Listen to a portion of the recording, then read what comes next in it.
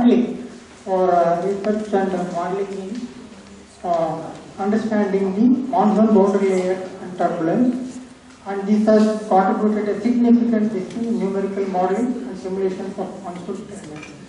She is also responsible in many collaborative activities in universities and academies abroad and overseas, and she has also been at faculty in many universities. And she is also being the head of the IARC right now, which is responsible for this program. So I would request you to go ahead with your contribution on the regional weather modeling for Sriharikota. Please support our prayers on the satellite. Thank you.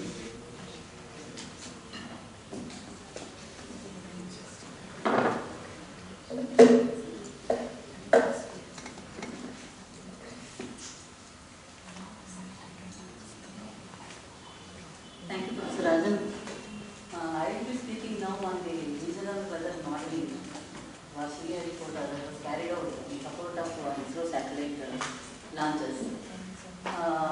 We have heard so much of modeling, global modeling from Dr. Mitra, and also about the satellites from Dr. Virenthi. And much of this is actually only specifically for the region around SHAR. That is Sriharikota. Sriharikota is also called as SHAR. And Sriharikota is the space port of ISRO for launching the PSLV and GSLV rockets. Now this is where the pointer is not working. Pointer is not working. Pointer.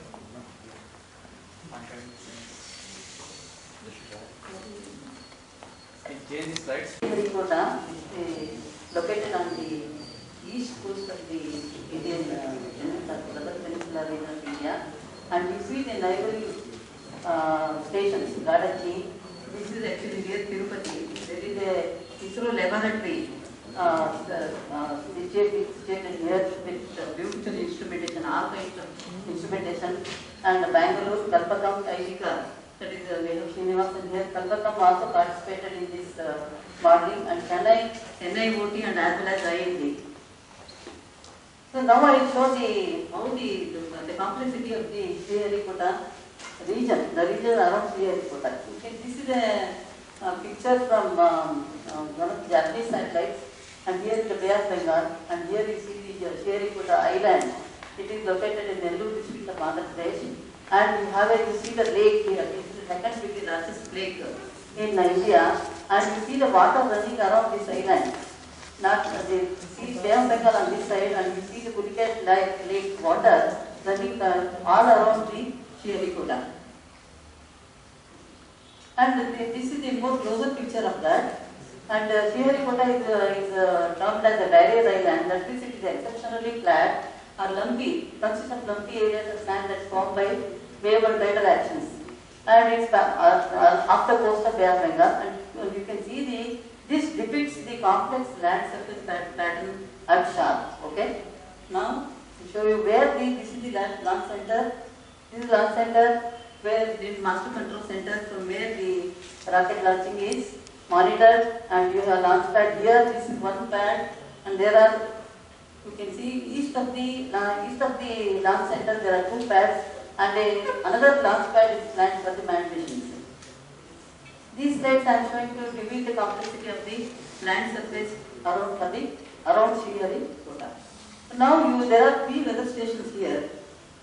These are the three weather stations. They house many instruments, automated weather systems and underwater towers, many instruments now, which is not shown here. And this is a closer look at the stations which are located on the coast. Now, what are the weather systems which influence the SHAR weather, that is weather conditions over SHAR? However, what are the systems which influence the weather conditions over there? So the only most important things I have done, that is sea disturbances occurring over the Bay of Bengal, low pressure systems, depressions and cyclones, they are all the same except for the intensity variations, and the Mesoscale convective systems and the northeast. These are there are many systems which influence the SHAR, weather over the SHAR, but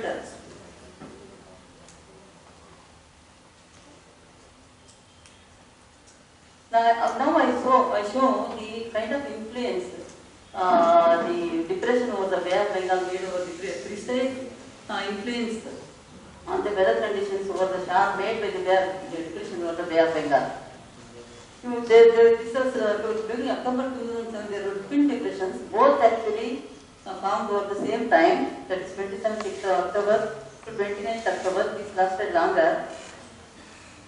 27th October to 2nd October over the Arabian Sea, and this is over the Bay of Bengal, twin depression system. And this is the track given by the IMD of the cyclone, that is essentially the low pressure system, the locations of the low pressure system as the system moved. And this depression on 27th October 18 GMT, it was declared as depression. Now here you can see how the Bay of Bengal depression has evolved. This is in the FNL data, global analysis data, and you can see that on 25th October there was nothing here, and there was small low pressure system here, circulatory motion here. Then still there was nothing on 26th. But 27th you can see a small circulatory motion over Bay of Bengal here, and it intensified and it moved towards the Sriharikota, and 30th it disappeared. So what is the effect? What was the because of this Bay of Bengal depression, how was the weather affected over Shah? So you can see that this is the 27th to 30th is the period of the Bay of Bengal depression. You can see the intense rain occurring over Shah. These are the rainfall recordings made by the 3 weather stations over Shah. And here it shows how the weather, the wind pattern reversed.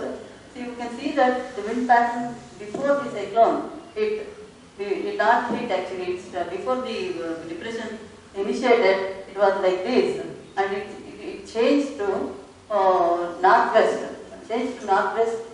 During the phase of the depression. And this shows the surface, how surface parameters are influenced during the period of the Bay of Bengal depression. This rain I have already shown, and you can see the surface humidity increased to 100%, and the temperature decreased by almost 4 to 5 degrees, and this is the pressure, the surface pressure was reduced by 7 millibars, and the intensity, the wind was growing in strength also you can see, and these are the direction changes. So this shows actually the whether it will be influenced by the sea disturbances.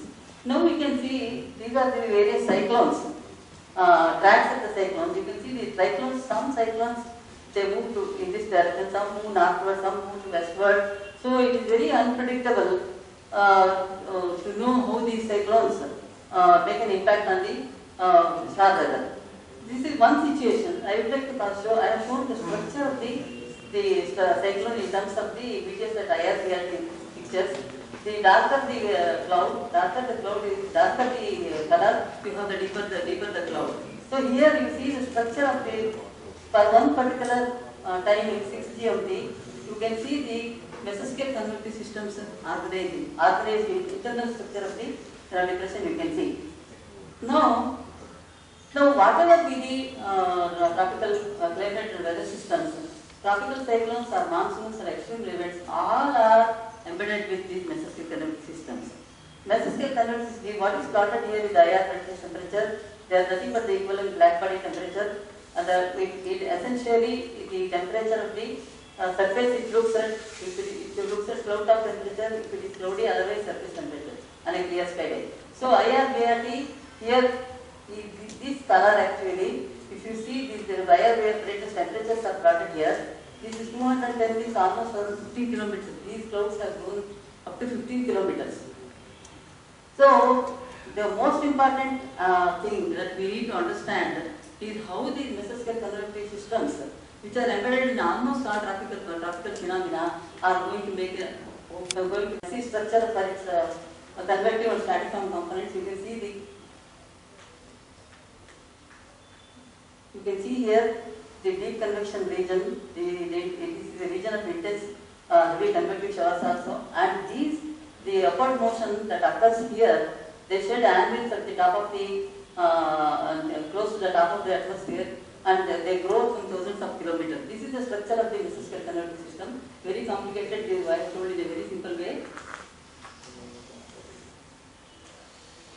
So the intensification and depression and propagation characteristics of these mesoscale conductive systems, they dictate the weather over a region.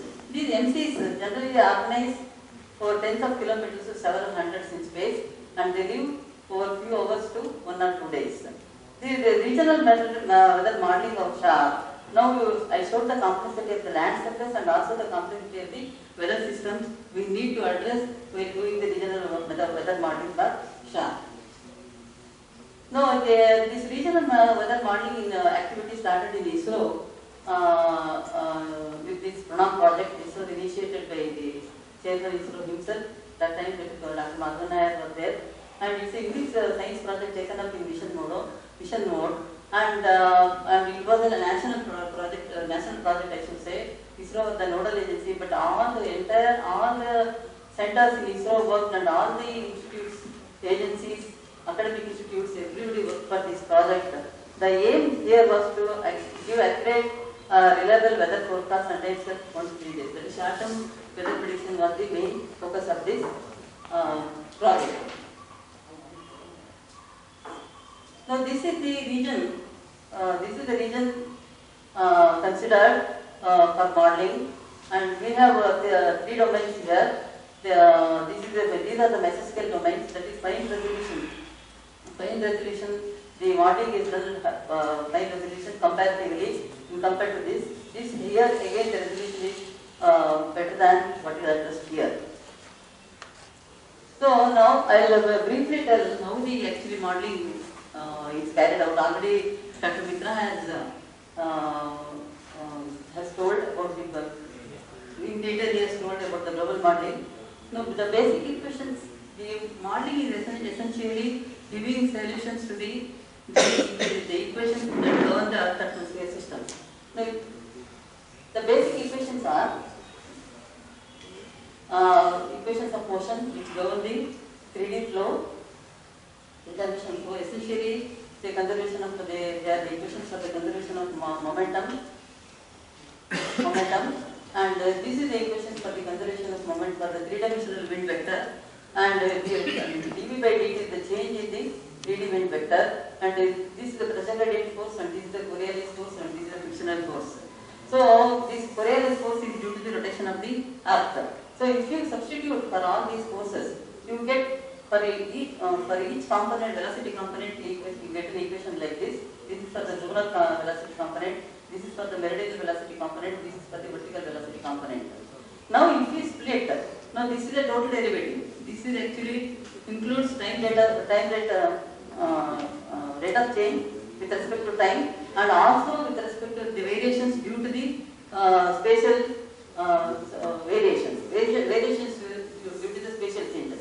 So if we split this and consider only the delta U by delta T and push all the other terms into right hand side, you will get delta U by delta T is equal to forcing associated with the U equation. Similarly, you have the forcing associated with V equation governing the time rate of change of the meridional velocity and the vertical velocity. So here, this is the other equation is the continuity equation, and this is thermodynamic. Space, and this is thermodynamic energy equation you have, and this again thermodynamic energy equation can be simplified into delta by delta T is equal to Ft, and we have similar equations for the other constituents of the atmosphere. Now how actually the equation is, this is the equation we have, delta T by delta T is equal to Ft. Now suppose I write delta T is the increment in temperature with respect to time. Suppose delta T can be written as T plus temperature at T plus delta T, time T plus delta T, okay, and actually it is minus Pt0 by delta T is equal to F4C. So what I have done is the temperature at time T plus delta T is equal to push the temperature at T0 to the right hand side, and the forcing remains in the right hand side only. So if you the T plus delta T, there are similar equations for temperature, the three components of the velocity, and the Marshall equation. So, what if we know actually these velocity components?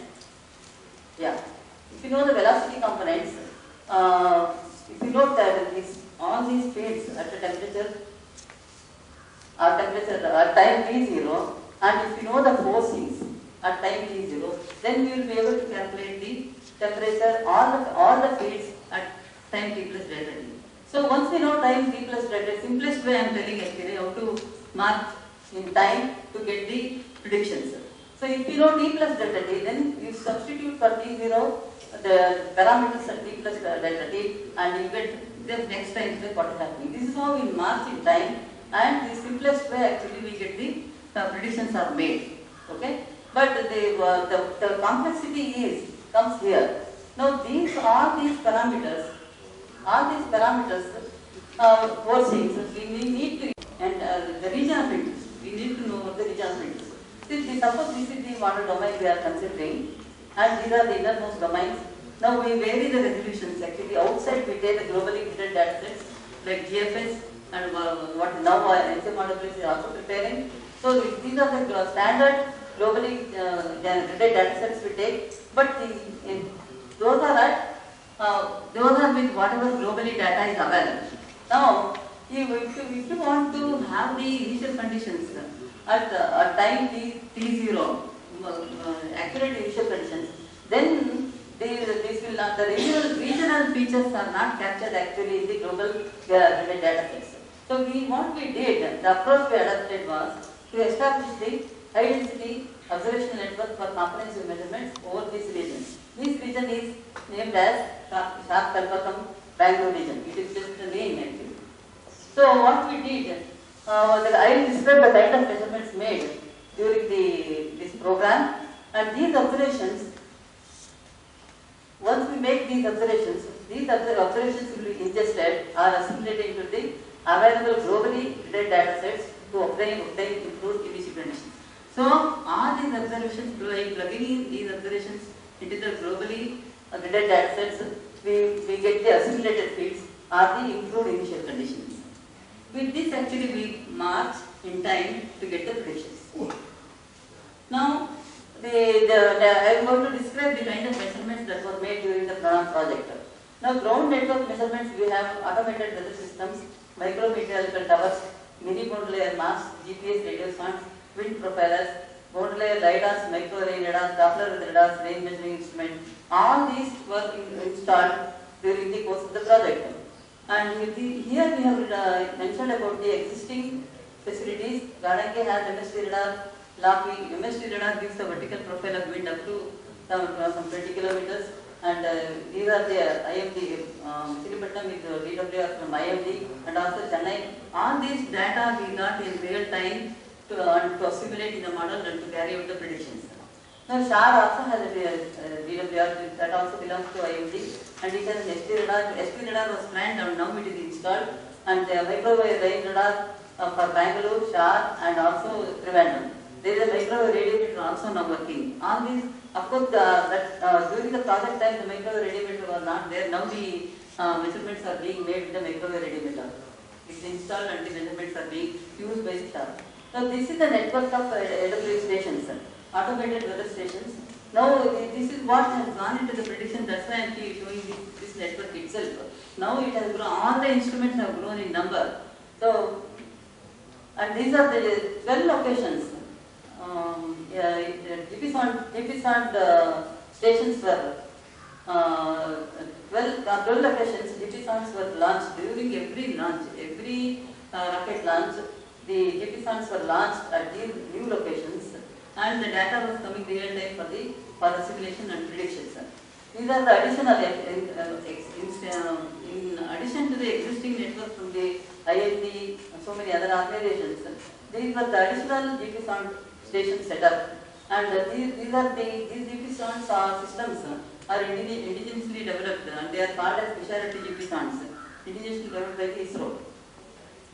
And also the most, I told actually to get accurate prediction, we need to have the initial conditions and as well as the forcings. So to improve the physical processes,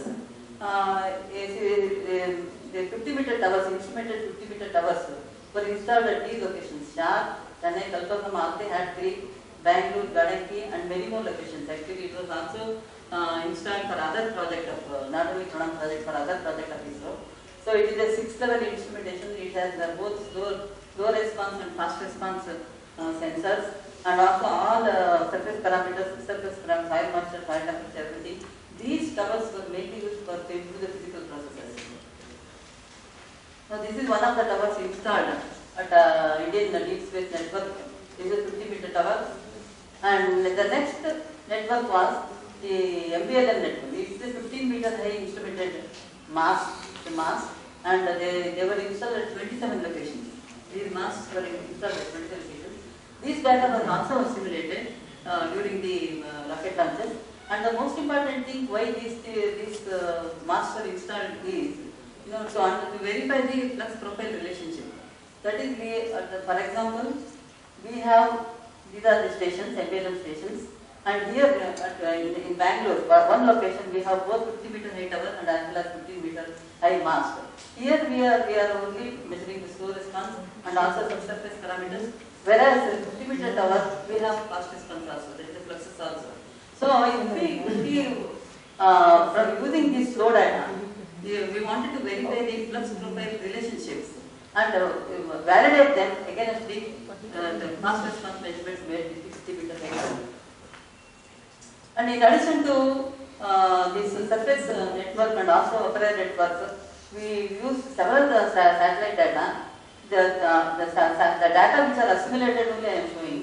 This is the scattering data we got from OceanSat 1, that time OceanSat 1 was working. And also we have INSAT 3A carried, INSAT 3A Kalpana road motion vectors occurring long radiation.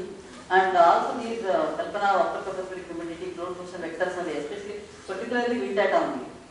So this is the wind data we have from the Kalpana satellite. This was online real time we were getting from Hassan. For the digitized data was coming from Hassan to online to, there were something like 12 modeling groups working for this project. And our data was going online to all the regional prediction modeling centers, and the prediction was reaching Sriharikota.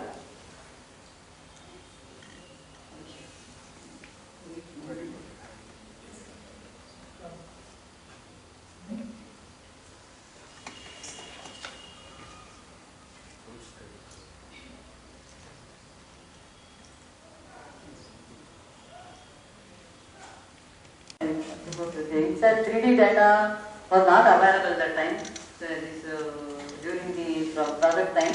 So only we used these 6-channel imager data, and these were the most important data: radio occultation. Radio occultation. This gives the vertical profile of the temperature and the humidity. So what is happening here is the GPS technology. You can see it's an active system. It's an active system. The receivers, receivers on the lower satellites, Diptepe and the ground also, they receive the signals from the GPS satellites in L1 L2 frequency. L1 L2 frequency, and they precisely measure the bending angle as the ray enters through the atmospheric system, and that bending angle is a measure of the refractive index of the atmosphere. Okay, so that refractive index is essentially variations is essentially due to the temperature as well as moisture. So indirectly we get from the bending angle we get the information on the temperature and the moisture, humidity profile. So these are the kind of occultations. This is from a COSMIC project. It is a satellite of COSMIC is a constellation of 6 satellites. So these data were used that time, but we were get sometimes we used to get with data with 24 hours lag. So it was not all the time useful, but sometimes we used it for post prediction purposes also. These are the various launch campaigns we carried out. Several campaigns to perfect the system. We perfect the system. Now the system is operational at Shah. Okay, these are the rocket campaigns, And we had research campaigns also. Here we carried out the research campaigns also. Now the three campaigns were challenging among these. One is actually we have the PSLV C9. This is the Nargis cyclone. This Nargis cyclone was sitting here 500 kilometers away from Shah. During that time, the launch was carried out with of course, many predictions were made. Few hours, like 24 hours in advance, 48 hours in advance, 12 hours in advance, 6 hours in advance, like that. Very based on that, and also the observations which were clearly based on the observations which we had, it was decided to launch PSLV C9. And the another thing is the PSLV C7 launch, which Chandrayaan into orbit, and this is when the active monsoon was very active, northeast monsoon was very active, and PSLV C12 upper limit variations were drastic. These are the challenging campaigns. Now, what are the launch requirements? There are only two main requirements I am writing. There are many requirements. There is the wind variation. Wind variation from near surface to 40 kilometers in the vertical is very important for designing the launch window, and also the prediction of intense rain events.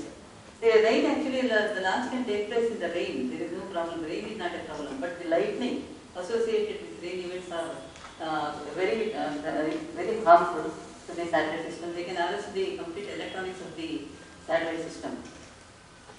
Now I will show the results out of this effort. Now first, how the showcase only the important results, and here what we have shown is the east-west, and this is the meridian north-south wind, and you can see that the black curve is the observation, GPS observations, and 1 kilometer resolution assimilated, both are assimilated, and but one is like the model, the innermost model is taken at 1 kilometer resolution, and the otherwise 1 kilometer and 9 kilometers. Two experiments were done, and you can see that the resolution, the impact of the resolution, you can see on the picking up the vertical profile of the both zonal and dead winds. You can see that 1 kilometer resolution is picking up the vertical profiles both U and V very well.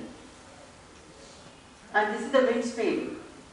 This is the wind speed for this another event, and you can see that this is again the black curve shows the observations, and these are the way. This is 1 kilometer control. There is no assimilation done here of the mesonet observations, and here all are post resolutions, 10 kilometer resolutions assimilated and control assimilated. We have 3 experiments, and all the 3 experiments you can see that they are not performing well.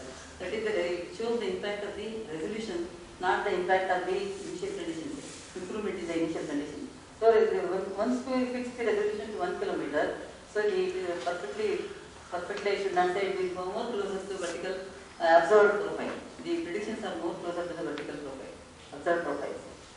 So now I will show you a few examples of how the intense rain systems were predicted by this modeling effort. We have taken 2 situations. Now, initially to start with, the model has the biggest drawback, that is the dry weather. This is the humidity profile plotted. This is the observed humidity profile, and this is the predicted humidity profile. And the dry weather actually it is to capture. But if you see during thunderstorms, when the weather is wet, this is the observed humidity profile. It had the dry bias. Always it had the dry bias, and it was never. And we could actually improve that by assimilation of GP sound measurements. We were able to improve. Now, during this Chandrayaan launch campaign, I will show what happened. This is how the rain was distributed. This is the launch time. If you see, campaign period was, we always used to start the campaign 10 days in advance, and then it's a season of northeast monsoon, and launch day was 22nd October, and time was 6:23 AM, and the launch location is Sriharikota.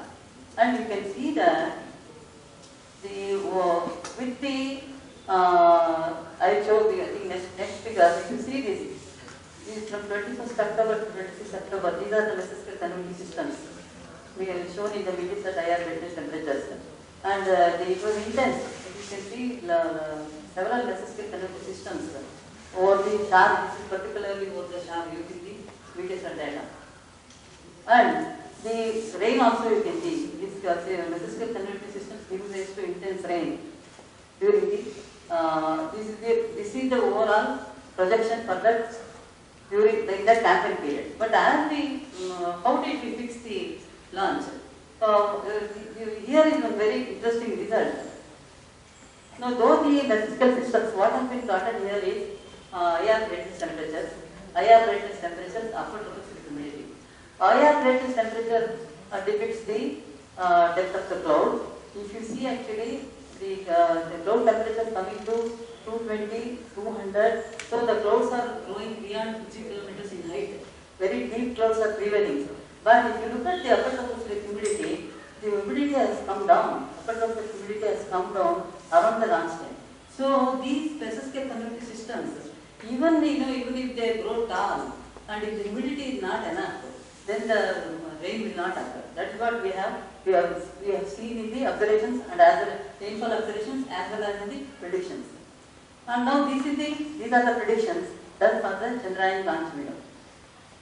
Now what is plotted here is this black is the AWS observations right over the sharp, and this is 20th 00 GMT initial conditions. That means 22 almost morning 6 o'clock for the launch time, 00 GMT was the launch time, near 00 GMT, and you can see 20th 48 hours in advance.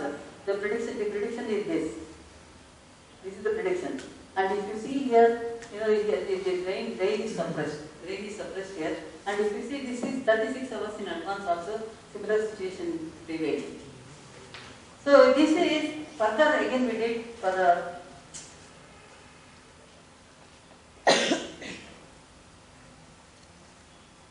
okay. This is the so these predictions, if you see, they also depict the same condition, that is rain is suppressed. Rain is suppressed in the models. And also you can see the air-based observations also, if you see, it is suppressed during the launch window. So this is how actually all the predictions which started 48 hours in advance, 36 hours in advance, 24 hours and 18 hours, all these predictions results were the same, and they showed that actually the rain is suppressed during the launch window. That is how the Chandrayaan launch was took place. This is another case where we have the PSLV C7, and this is the convergence divergence patterns which Virendra Singh talked about. And here is you see a huge convergence area sitting in this region, and the last day was 10th January 2007, and this is the 7th January initial conditions. Yeah, I think. So this is one situation we will show. What we have done is, this is the predictions for the 10th January launch time, okay? But the predictions left panel is done from 7th January, right panel is from 8th January. So 7th January 00 GMT we integrated, and this was the situation. This was the launch window, or the launch time, that is around 4 GMT. But if you see, if you did the simulations with the 8th January initial conditions, you can see that this rain band, I call this rain band, has propagated southwards. So, and this is close to the satellite images. Satellite images, that's one thing. And precisely you can show in the, you can see in the these plots. IRBRT is plotted here. This is IRBRT plotted, and this is with the 7th January initial conditions, and this is with 8th January initial conditions. You can see that. That means once again, still we are not unable to forecast. This only 24 hours in advance is reasonably good, whereas 48 hours in advance is still not good. So with all these things, actually the prediction system was improved for Sriharikota region, and this was operationalized around 2012. And still now it is working, except this is being in use, but except for the enhancement of the data, the system is the same. We started with the MF5 and we went ahead with the WRF model, and now also WRF is being used, and most of the satellite data is being ingested, we have simulated now. and they are getting real time. But apart from that, system is the same. So what I am what I would like to say here is that if you take of course this is for the launch purposes. Any small region if you take, globally, regionally, that is one kind of effort. But if you want precise weather prediction, still a lot of effort is required, and we are still far away from getting good predictions. Thank you very much. Thank you so much.